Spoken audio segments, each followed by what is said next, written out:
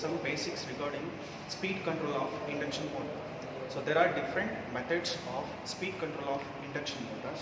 So they are stator voltage control method, stator frequency control method, and pole changing method. So there are still furthermore steps are there, furthermore methods are there to control speed of induction motors. They are cascade control of motors, EMF injection method, and rotor resistance method. So these are the different methods of speed control of induction motor. Circuit diagram of this experiment. The circuit diagram consists of three-phase supply, three-phase auto transformer, three-phase induction motor, one ammeter and one voltmeter. So A, B, C represents stator windings of three-phase slip ring induction motor, whereas D, E, F represents rotor windings of the slip ring induction motor.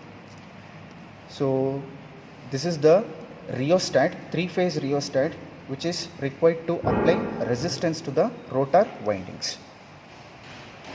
Rotor resistance speed control method can be applied only for slip ring induction motor. It cannot be used for speed control of squirrel cage induction motor, because the rotor of squirrel cage induction motor is entirely closed. But in this case of slip ring induction motor, there is a provision so that we can connect three-phase rheostat to the rotor side of the induction motor.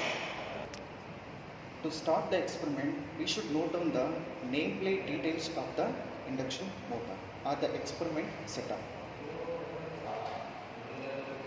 So in this experiment setup, we have three-phase supply RYB, and then auto transformer is there,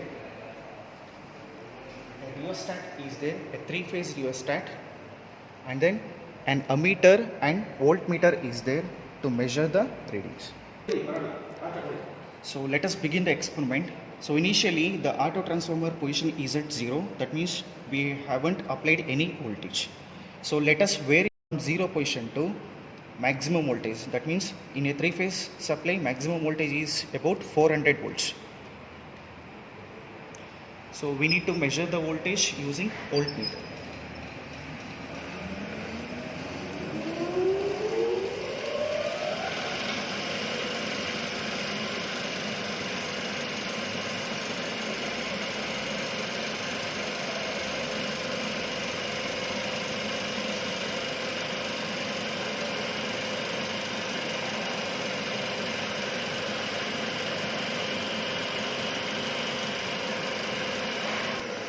This is the three-phase rheostat which is connected to three-phase rotor windings of the slip ring induction motor.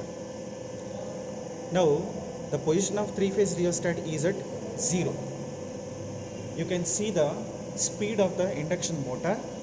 The speed is maximum, which is about 1510 RPM.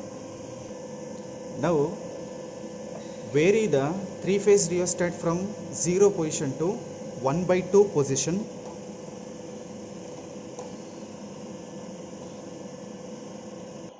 Now record all the values such as voltage, current and speed.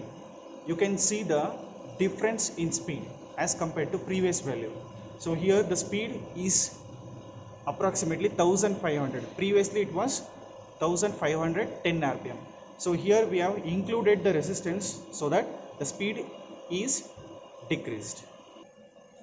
In the same way, we can vary the resistance from 1/2 position to 3/4 and then maximum value. So now I am going to vary the rotor resistance to maximum value.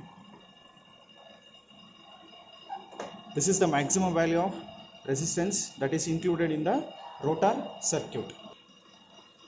And you can observe the speed which is less than 1500 RPM, which is approximately about 1480 RPM.